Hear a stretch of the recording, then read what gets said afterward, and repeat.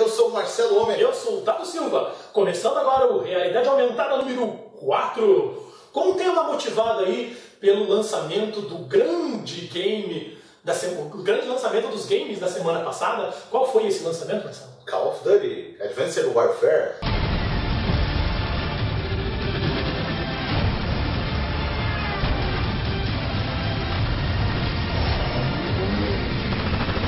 Na verdade a gente sabe que existe aí uma treta feia entre os fanboys de Call of Duty e de Battlefield. Fanboy no sentido mais pejorativo da palavra mesmo. E não só disso também, tipo FIFA e Pro Evolution Soccer, o próprio Xbox e Playstation. Marvel e DC, aquela galerinha ali que parece que pelo fato de você gostar de alguma coisa, isso te obriga a odiar todo o resto. Essa guerra entre fanboys que todo mundo sabe que não vai levar a lugar nenhum. Sim, essas guerras não interessam pra gente, né? Guerra que inclusive é o tema do Realidade Aumentada de hoje. Só que as guerras que acontecem dentro dos games. Conheça agora aqueles que retratam de alguma forma o pior lado da humanidade. Que nos fazem sentir como verdadeiros heróis. Que ensinam que existem ideais pelos quais vale a pena lutar. E que valem ainda mais a pena se tiverem gráficos de tirar o fôlego. Então já sabe, encha sua caneca, ponha em tela cheia e mergulhe no Realidade Aumentada.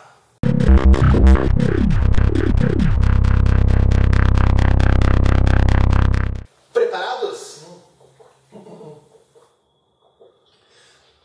Agora sim. Agora? Então beleza. Conheça os melhores jogos de guerra do universo. Atenção, as opiniões a seguir representam a verdade universal e não estão abertas à discussão. Chupa essa manga. Lembrando que nós estamos considerando aqui todos os jogos de uma mesma franquia como sendo tudo uma coisa só. Mas então, chega de enrolação, vamos direto ao nosso top 10. Na nossa 10ª colocação nós temos... Something classical.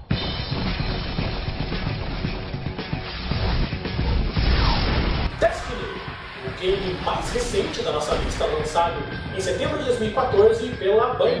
Qual que é a treta do jogo? Bom, Destiny fala de uma guerra interestelar entre humanos e diversas raças alienígenas hostis, raças essas que quase levaram a humanidade à extinção. E agora, a nossa última esperança está depositada nas mãos dos guardiões da cidade, guerreiros com um poder misterioso chamado apenas de A Luz. Tá, mas por que o jogo está na nossa lista? Assim, ele tem os melhores gráficos, né, os gráficos mais fodas, acho que podem ser feitos com a tecnologia de hoje, né? Ele tem uma história muito bem contada, o universo dele é muito bem detalhado, assim, cada planeta tem o seu ambiente, as suas características, o seu clima, tudo, cada um tem o seu aspecto único, né?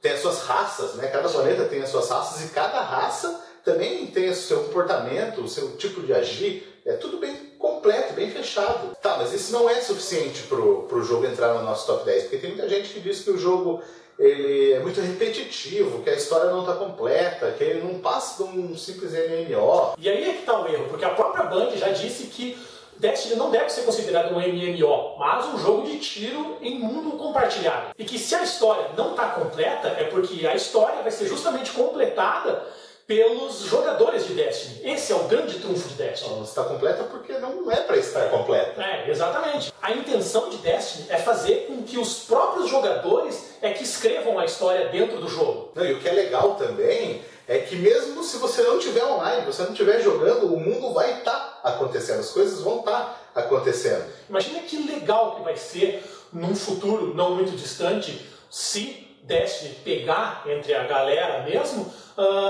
você saber que os seus atos podem interferir numa determinada batalha que está programada para acontecer no jogo.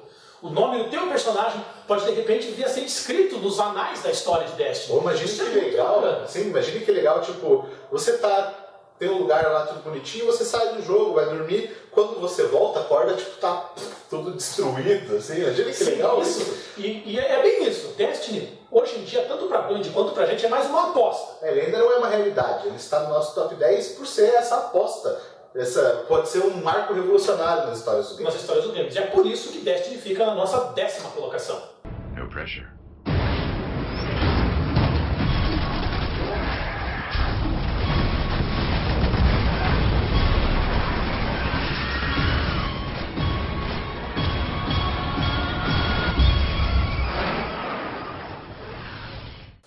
nossa nona colocação, o Destiny, que já deu certo.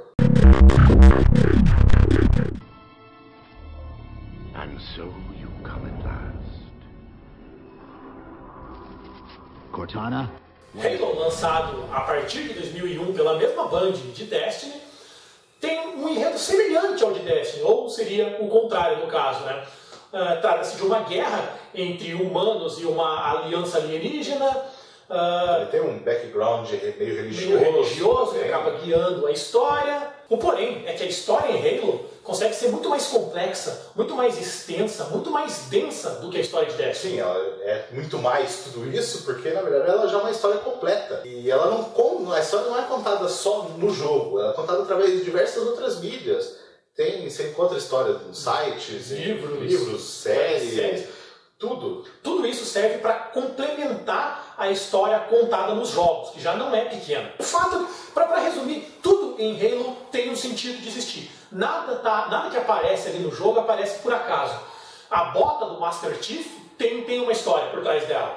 A arma do Master Chief tem uma história por trás dela. Se você abraçar uma árvore em Halo, essa árvore vai ter uma história. E isso é muito foda. Sem contar no próprio Master Chief, que também é um dos protagonistas mais fodas da história dos games. E outras coisas que são fodas, já tradicionalmente em Halo, são os gráficos, a jogabilidade, é sempre top de linha, assim, sempre tipo, o máximo que o computador ou o console aguenta. Sim, né? Halo sempre foi uma referência para games de tiro, games de aventura e games que querem fazer histórias marcantes do seu jogo. Né? Por isso, a nossa nova colocação para Halo.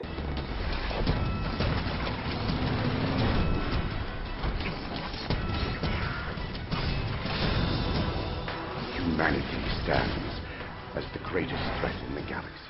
Na nossa oitava colocação, depois de 2 Guerras nas Estrelas, chegou a hora de fazermos uma visita ao fantástico mundo da fantasia medieval. Ready to work. Yes, my lord. What? Warcraft, uma série de games produzida pela Blizzard, que passa no mundo de Azeroth e que vem tirando os nossos sonhos desde 1994 com o primeiro jogo, Warcraft Orcs and Humans. Eu lembro, minha primeira experiência com Warcraft foi jogando, acho que Warcraft 2, a versão que tinha pro Play 1. Eu lembro. O Play 1, que achava bem legal. Como é que chama aqueles? Os campesinos? Os campesinos, sim, os campesinos. Tinha aquela dublagem meio fanha, os camponeses, humanos de Warcraft, eles tinham aquela voz meio fanha que ficavam... Mas é legal, mas qual que é a treta do Warcraft? O jogo se chama... O próprio nome? O nome, né? Warcraft Orcs and Humans. Trata de uma guerra entre orcs e humanos. Mas esse foi só o começo da treta. Porque logo em Warcraft 3 já surgiu, novas raças apareceram, como os elfos noturnos, os mortos-vivos, que deixou o jogo muito mais psicodélico, muito mais confuso para mim. Eu confesso que eu nunca fui bom de Warcraft. Eu acho o jogo um tesão. Extremamente colorido, com os heróizinhos, os campeões soltando raios à torta e à direita. Eu me perco. Uma coisa que todo mundo precisa entender é que o meu cérebro é da geração 8 16 bits. É o máximo de cores, as paletas de cores do Super Nintendo. Se tirar muito mais cores do que aquilo ali... 256 cores, exatamente, né? muito mais do que aquilo ali, meu cérebro já se perde. Voltando ao Warcraft, né? Em 2004 foi o ápice, né, que a Blizzard conseguiu chegar com o lançamento do World of Warcraft, o MMO, né, que trouxe 2 lados distintos da guerra, né, que é a Horda e a Aliança. E que na verdade assim, é tipo o sonho de todo jogador de RPG. Eles mudaram, a Blizzard, ela mudou totalmente o foco, né? E já era legal você ter a batalha de exércitos ali, né, dentro do jogo de estratégia em tempo real. Isso. Só que assim, confessa, todo mundo, ainda mais depois do Warcraft 3, quando eles criaram os heróis, que você poderia controlar ali, o teu sonho, você via os 2 exércitos chocando, esse cara. Você queria estar lá no meio, lá mesmo, né? Ainda mais depois, né, do lançamento dos filmes do Senhor dos Anéis. Todos os nerds a partir dali queriam o quê? Pegar uma espada e descer na cabeça do ninguém. Quem nunca sonhou em pegar uma espada? Na verdade, até as crianças até pronto isso hoje em dia, não. Com espada, lógico, né? Dá uma porrada na brincar. Quem nunca brincou de lutinha? E a Blizzard conseguiu materializar, tornar este sonho realidade.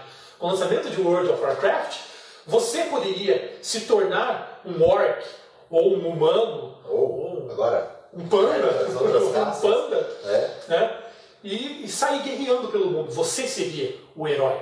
Por conseguir se dar bem nesses dois tipos de jogos, assim, Os jogos de estratégia e os jogos de MMO, oitava colocação para Warcraft. Warcraft.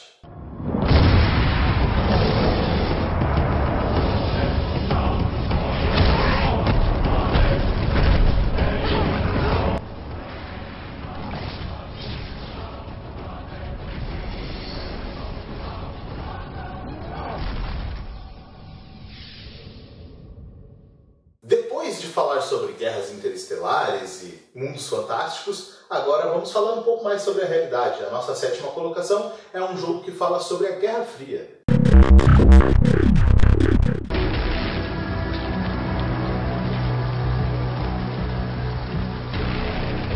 in front of the prison camp. Excellent, Snake. Age hasn't slowed you down one bit.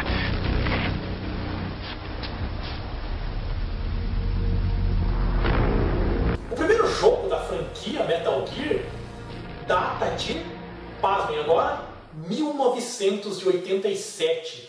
Lançado lá pelo aquele trambolho do MSX2, mas também ganhou uma versão levemente inferior para o Nintendinho. Nossa, cara, jogar Metal Gear no Nintendinho. Isso aí é uma coisa que eu vou ter que fazer. É verdade.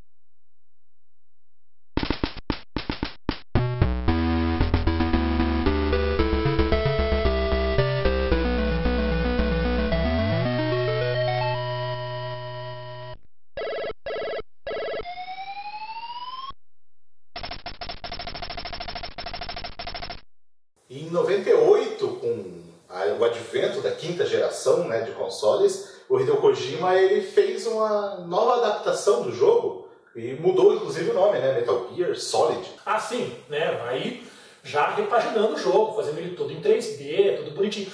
Aí os personagens, todas as falas eram dubladas, e aí começou aquela folia do Kojima de fazer os jogos com uma narrativa meio cinematográfica, né? Que se tornou aí marca registrada de Metal Gear, só que de vez em quando ele costuma exagerar.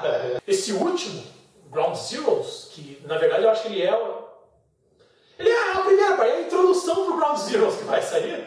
O gameplay dele dá 2 horas, sendo que a parte jogada mesmo dá tipo 40 minutos. Você fica 1h20 assistindo. Eu assisti um filme. Sim, mas é bom, é tesão. O que eu acho legal no Metal Gear Solid, que tipo, no Metal Gear, né, em si, é que você não chega atirando em todo mundo, você tem que pensar. Você chega? Atirando em todo mundo, assim, você tem que... Tipo, a minha metralhadora faz... No law, no war can stop him. Sylvester Stallone is back as Rambo. Então, mas é tipo um jogo que você tem que pensar antes de agir, né? Sim. Você tem que usar a sombra. Metal Gear foi o jogo que foi responsável aí por popularizar o gênero de stealth, de espionagem. Jogo que eu também nunca me dei bem com esse estilo de jogo. Eu nunca me dei bem. Porque prefere chegar metendo o pé na porta.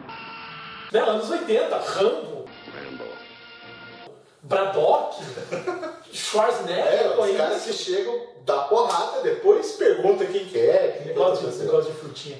Não, mas a gente tem que reconhecer. É um estilo de jogo.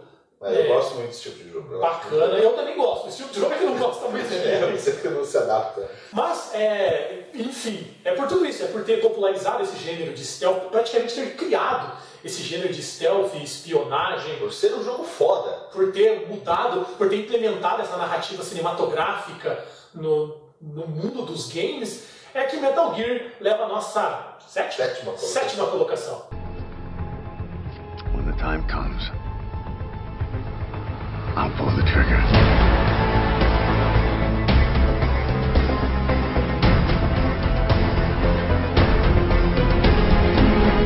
Na nossa sexta colocação nós temos...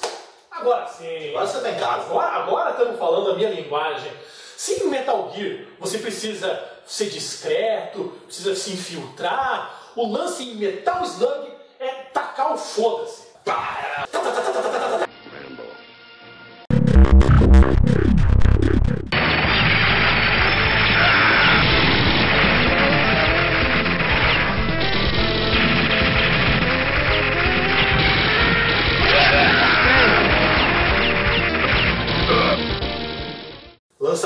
1996, produzido pela SNK, ele foi originalmente feito para os arcades, depois ele acabou ganhando a versão para o console. Mas qual que é a treta da parada? Metal Slug fala da guerra entre o exército regular e a rebelião.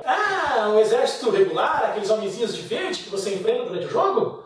Não, essa é a rebelião. São terroristas extremamente perigosos, dos quais você não deveria chegar perto. Eles inclusive têm o chefe, o líder deles, parece o Saddam Hussein, né? É verdade. Então, o fato é que a gente do jogo luta justamente pelo exército regular, que é uma força militar que luta pela paz. Luta pela paz, que governa o mundo e que luta pela paz.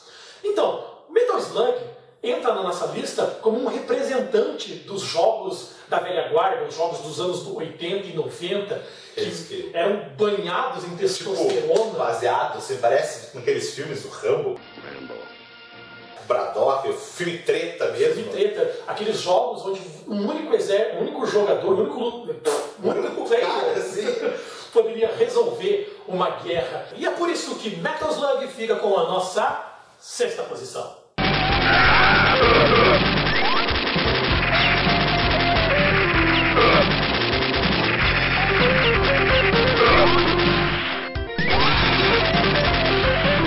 Na nossa 5ª colocação, Medalha de Honra ou Medal of Honor.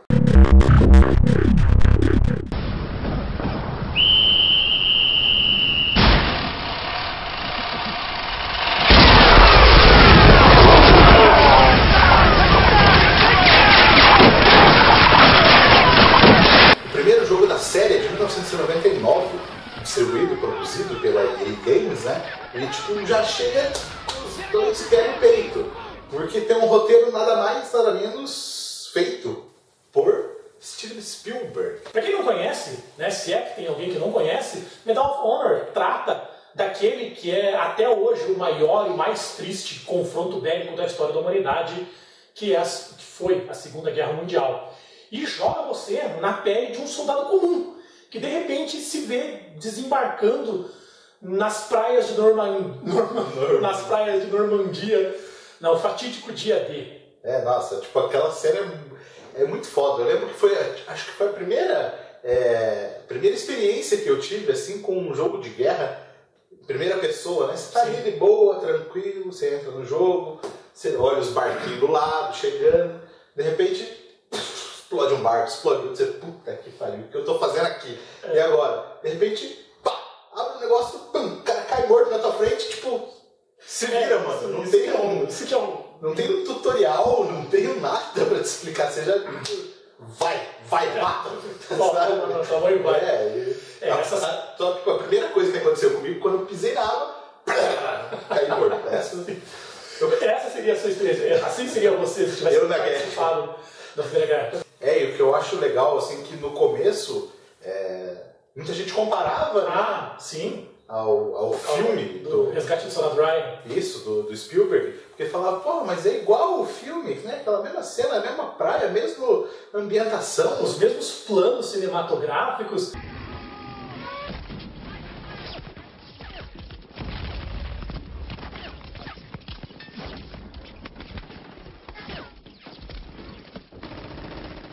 Só quando a gente começou a pesquisar para montar essa lista é que a gente descobriu que não foi só inspirado, né?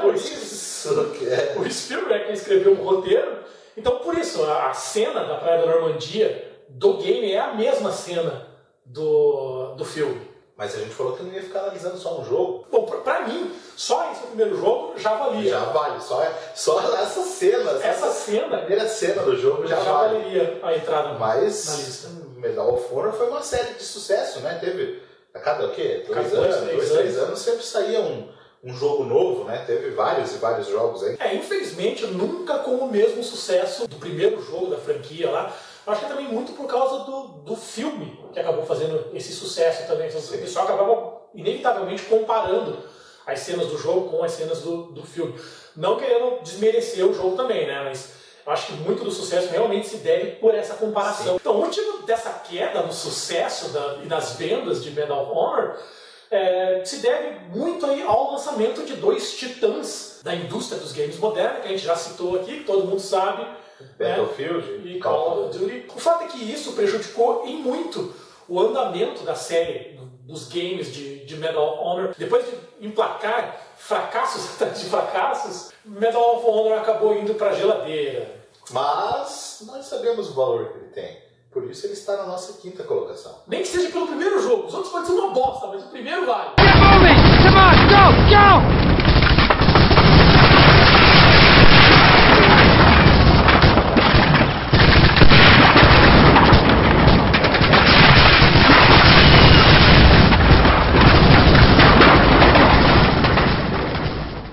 Na nossa 4ª posição nós temos...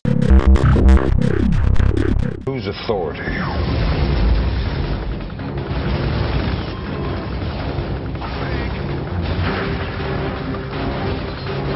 Command & Conquer, jogo de estratégia em tempo real de 1995 e que talvez seja o game menos famoso, menos conhecido hoje em dia na nossa lista, né? Muita gente pode não conhecer, mas mesmo assim na época ele entrou pro Guinness, foi considerado o melhor jogo de estratégia, né? Até o momento. Command & Conquer, ele é igual ao Warcraft, só que diferente. Ele tem uma coisa que o Warcraft não tem. Enquanto o Warcraft se foca em você controlar elfos, orcs e todas aquelas criaturas do mundo do Senhor dos Anéis, o Command & Conquer você controla tanques, jatos, homens-bombas e mechas, que me perdoem vocês que são fãs do Senhor dos Anéis aí, mas controlar um mecha é muito mais legal do que controlar um elfo, por exemplo. No Warcraft, todo mundo assim achou legal quando passou da estratégia e você começou a comandar o seu herói, o seu personagem. Você se sentiu na história, dentro da história. E aqui, depois da gente jogar um Medal of Honor, aquela adrenalina toda, quando você sai... O cagaço. Quando você começa só a mexer as pecinhas, a criar estratégia ali, tipo, dá até um... agora eu só vou comandar. Mas... Chega a te dar um alívio. Dá um alívio nessa parte, até o que aparecer lá, tipo... Dado Silva está construindo uma bomba atômica. Aí você, puta que pariu. Eu devo confessar do alto da minha experiência, poucas coisas podem dar tanto prazer a um homem quanto detonar uma bomba atômica no acampamento do seu amigo. Aí falar que foi sem querer, eu apertei o botão aqui, ó, esbarrei no botão. Foi um deslize. Era legal isso aí. Eu fui pego de surpresa uma vez, assim, eu tava ali arrumando meu exército pra partir pro ataque e de repente eu... Choveu bomba. Destrói todo mundo lá e eu ouço lá do outro lado lá. Foi sem querer, eu só tava fazendo um teste. Tava fazendo um teste atômico na minha cidade. Esse é o ponto forte de Command & Conquer. Botar você para controlar exércitos com poderes de destruição avassaladores e disputar uma partida com os seus amigos. Então, poucos jogos conseguem ser tão divertidos quanto Command & Conquer. Por isso é dele a nossa 4ª colocação. You guys hold it up? Okay, is everything loaded? Another one! Avenger on site. Let's put it to him. We're in combat, sir. Chegamos ao nosso pódio. Na 3ª colocação...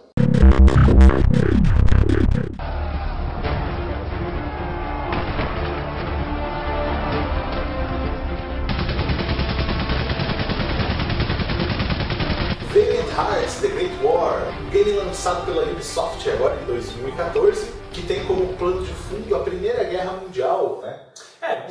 Como eu falei no vídeo da quarta-feira já, é um jogo que trata da guerra de uma forma quase poética. Enquanto os games de guerra, assim, hoje em dia querem cada vez gráficos mais elaborados, novas armas e coisas mais fodas e impactantes, assim, esse jogo ele busca a simplicidade, ao contrário, né? O grande mérito dele está justamente nessa simplicidade, né? Na verdade, esses gráficos mais simplistas, meio cartunescos, são eles que dão todo o tom da história. Como eu disse no outro vídeo, o jogo ele começa todo coloridinho, todo alegre, e conforme vai desenvolvendo a história, os desenhos vão acompanhando, vão dando o tom da guerra. Cada vez mais você vai passando por ambientes mais noturnos, mais escuros, as cores vão sumindo. Quando vai chegando no final do jogo, o jogo está praticamente em preto e branco. No jogo você acaba controlando 4 personagens diferentes, cada um deles de uma nacionalidade diferente, com uma motivação diferente dentro do jogo e com um papel diferente dentro do jogo ali. que na jogabilidade acaba sendo tudo a mesma coisa. Sim. Basicamente você vai andar de um lado para o outro, coletando artefatos, coletando itens e resolvendo pequenos puzzles para conseguir passar para o próximo cenário. Às vezes, para resolver esses puzzles, você usa o cachorro. Ah, sim, que é o quinto personagem. E são esses itens que você vai encontrando durante o jogo que vão contar toda a história por trás do game e que vão também te explicar um pouco mais sobre a Primeira Guerra Mundial. E você acaba aprendendo sobre a Primeira Guerra Mundial de uma maneira lúdica. Você está ali se divertindo. O que é legal é que esse jogo pode ser aconselhado até para uma criança aprender, né, sobre o assunto, porque não é um jogo violento. A história é densa e tal, ok? Mas você pega ali um item, você descobre por que os soldados usavam aquele item, qual era a importância do cachorro. Exatamente. Quando você encontra o cachorro, tudo de uma maneira já explica ali qual a participação dos cachorros durante a guerra. Você falou da medalhinha. Encontrou a medalhinha, você encontra o soldado morto, recolhe uma medalha. Aí abre um arquivo para você lá. O que aquela medalha significou na guerra? Por que os soldados usavam medalhas com os nomes deles? Cara, é muito interessante isso. É muita informação assim que você vai absorvendo, né? Você realmente aprende sobre a história. Imagina que legal nas suas aulas de história, assim, você, lição de casa de hoje é fechar a Valiant Hearts. Vocês têm até o final do bimestre para vocês fecharem a Valiant Hearts. A prova vai ser em cima do jogo. Legal. Vai dizer que você não queria voltar a estudar. Por essa expectativa de um dia fazendo provas em cima de Valiant Hearts é que o jogo está na nossa terceira colocação.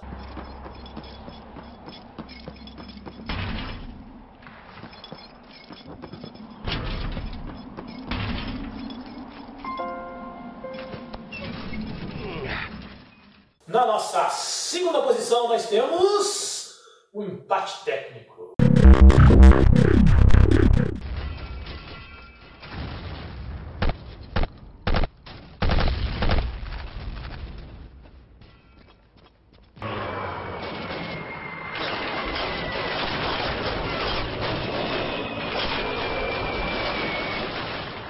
Call of Duty e Battlefield, ou Battlefield e Call of Duty, chegaram à nossa segunda colocação, dividindo as honras da nossa medalha de prata. Mas por quê? Será que vai ter um medinho? Que se tirar o corpo fora? Nós que estamos desde o começo falando dos fanboys, de repente ficamos com medo dos fanboys. Com medo deles, com medo de falar que um é melhor que o outro falar reclamar, não sei o quê. Não, a verdade é que é assim. Vamos explicar como é feito o nosso top 10. Eu vou lá, preparo a minha lista, o tema de hoje, né? Os melhores jogos de guerra. Eu vou lá e preparo a minha lista, colocando em ordem, né? O primeiro jogo de guerra mais legal é esse, o segundo é esse, o terceiro é esse. Eu vou lá e faço a mesma coisa com a minha lista. Primeiro, segundo e terceiro. E aí depois nós cruzamos as listas e somamos a pontuação, né? O primeiro lugar ganha tantos pontos e o primeiro lugar Marcelo ganha tantos pontos. O primeiro lugar do Marcelo entrou em quarto lugar na minha. Vamos somar esses 2 pontos e ele deu a pontuação final do jogo. Tiramos a média e montamos o nosso top 10. E não é que Battlefield e Call of Duty empataram? Por que empatou? Porque eu prefiro Call of Duty. E eu prefiro Battlefield. Mas eu tenho uma explicação. Eu prefiro Battlefield muito mais por uma questão de memória afetiva. Eu me lembro de passar madrugadas e madrugadas, a gente reunia a nossa turminha e ia nas Lan House fazer frag de Battlefield 1942 ou Battlefield Vietnã. Mas então eu já prefiro Call of Duty porque eu tenho essa memória afetiva também, só que mais recente, né? Principalmente no Modern Warfare 3. Eu achei aquele jogo muito foda. Ele fala de uma suposta Terceira Guerra Mundial, né? E que você pega cenários reais, assim. A cena da gente derrubando a Torre Eiffel, destruindo aquilo, eu achei muito épico, muito foda.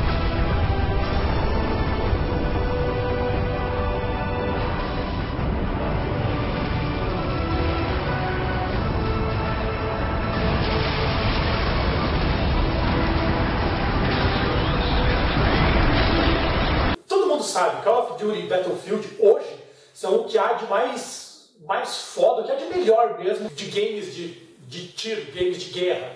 Não tem como desempatar essa disputa. O que um compensa, o que um ganha em um certo aspecto, o outro acaba compensando tem em outro. Um gráfico melhor, o outro tem uma história melhor, o outro tem um cenário mais foda, o outro tem umas armas mais foda. E também outro motivo que acabou empatando esse jogo, os dois aqui, Pra falar a verdade, eles são praticamente o mesmo jogo. 2 jogos de guerra, começaram até com a mesma raiz, tratando da Segunda Guerra Mundial, vieram evoluindo e agora estão tratando basicamente de guerras modernas, de batalhas, né, no meio de cidades. Cada um com aquele seu aspecto. Sim, cada um seguindo a sua própria linguagem. Mas na boa, eles até poderiam ser jogos da mesma franquia. Vixi! Vixi! Acabou, né? Segunda posição.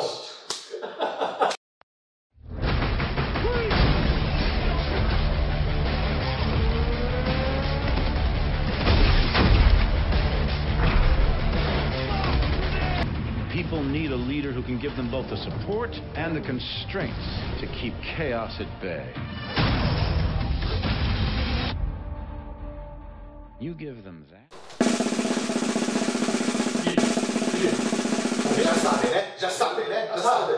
Primeira posição!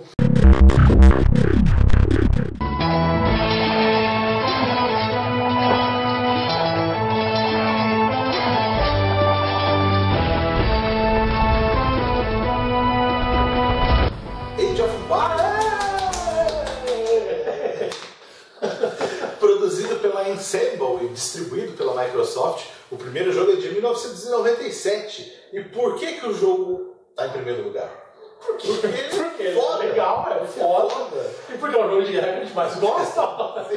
Ele marcou, isso é bem questão pessoal também, ele marcou a nossa adolescência, porque assim, era uma época onde a gente não tinha um PC foda, então a gente ia pra Lan House jogar. Assim como falou, a gente jogava Battlefield também, jogava outros jogos, mas o que a gente mais se divertia era Age of Empires. O Age of Empires, ele não foi o primeiro jogo nesse estilo, né? A gente tem jogos mais antigos, tipo Civilization, também não é conhecido por ter gráficos top de linha, né? O Warcraft em si, como o Marcelo já falou, tinha gráficos bem superiores. Mas o fato é que nenhum desses games de estratégia conseguia ser tão divertido quanto Age of Empires e o Age of Mythology. Porque o que era legal, lógico, a guerra em si, né, as batalhas travadas eram legais, mas era legal a gente ver a oportunidade de você ver, você tinha um peão lá, e ele construiu um império, né? A partir daquilo você via a evolução da sua cidade, passar pelas eras, passando por eras diferentes, assim, era muito, muito bom. Outra coisa que era bacana no jogo era assim também, né? Quando começava, você sempre, invariavelmente, acabava descobrindo que tinha alguém que estava logo ao seu lado ali no mapa, né? Ou seja, vocês teriam que... Nesse caso você tinha duas escolhas. Ou você disputava até a morte com ele os recursos que estavam ali, e no começo do jogo, né, você já de cara ia se meter numa guerra, enquanto todo mundo estava crescendo. Então, né, ou você ia lá e fazia uma aliança. Até que esses recursos começavam a ficar escassos. Aí começava a briga para valer. Com certeza você aí também tem aquele jogo meio obscuro, ou nem tão obscuro assim, mas que você e a sua turminha de amigos gostam de jogar, só que daqui a alguns anos talvez nem sejam mais lembrados, mas nem por isso vai deixar de ser um dos seus jogos favoritos. Esse é o nosso caso com Age of Empires. E é por isso que Age of Empires é simplesmente o melhor jogo de guerra do universo. Chupa essa mão.